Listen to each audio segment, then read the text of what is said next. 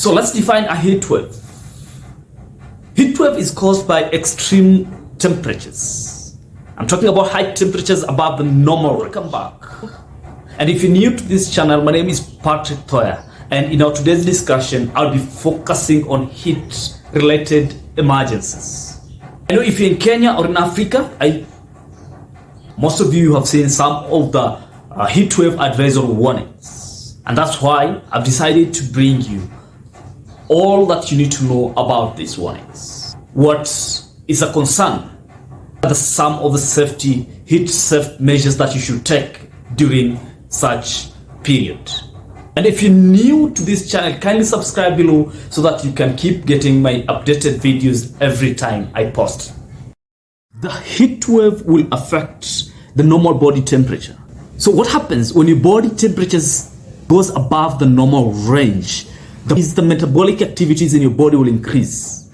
An increase in the metabolic activities will increase the demand for oxygen and sugar intake, which again, it will bring other complications. The body cannot allow that. It will have to fight for that, so that to maintain the temperatures within the normal range.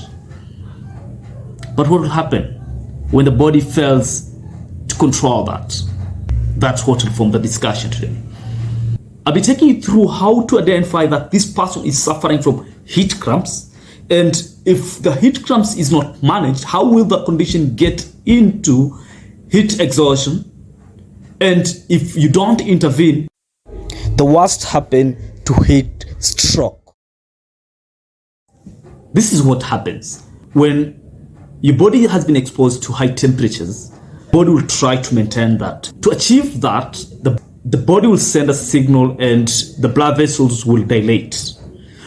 The dilation of the blood vessel is to allow blood to go to the peripherals, and that is where you realize that much of the heat will be exchanged to the environment.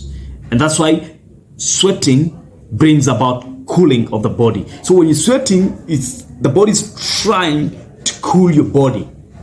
But as the body is trying to do that, on the other hand, the side effect is that when the blood vessels dilate, you realize that it will also lose some electrolytes. I'm talking about sodium. Sodium will be able to move out of the cells.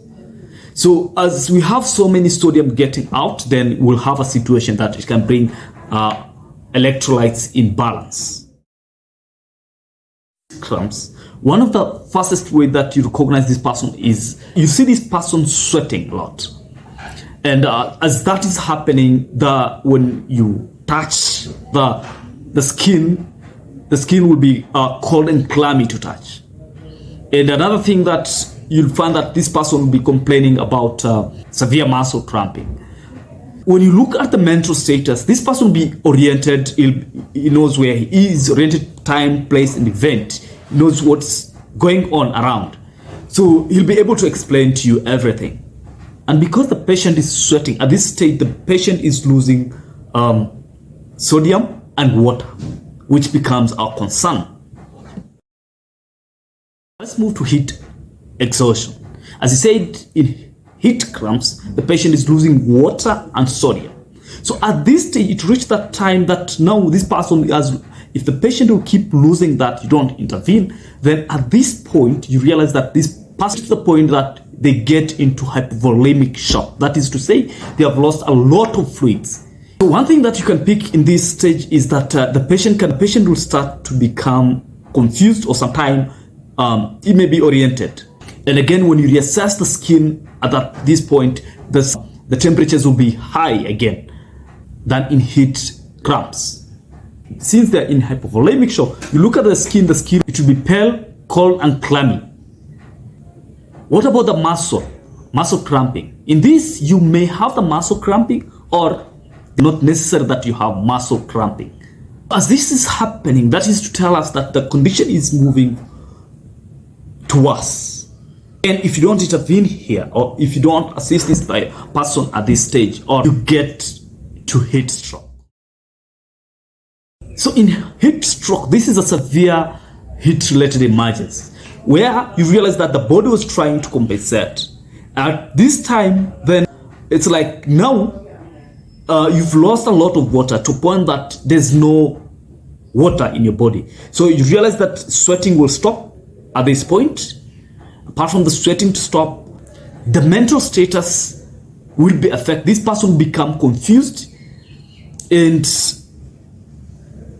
as it persists again, you realize that this person can get into starting. This person can start convulsing, that he can experience some seizures. We'll find that the temperature at this point will be above 40 degrees Celsius. And when it comes to the skin, it will be hot and dry. With the muscle cramping, the absence of muscle cramping.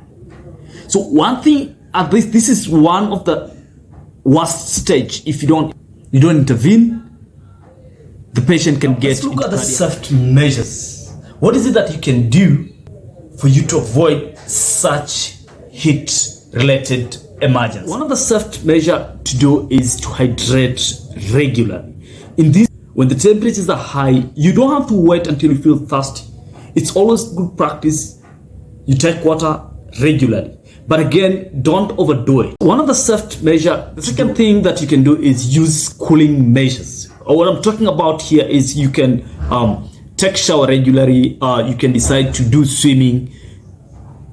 Another thing that you want to do is you need to schedule your activities during that time that you know that the temperatures will be extreme high, that you don't want to be involved in activities that they need a lot of energy and you lose a lot of heat. What I can say is another thing that you can do to avoid such emergencies is that you don't want to expose yourself to the sun, to the heat. The temperatures are high, ensure that you take shelter.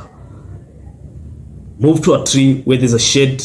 Again, stay indoor, but don't stay in a place that it is not well ventilated, like locking yourself in a vehicle or staying in a room that is it is not well ventilated. That can worsen because of the humidity there.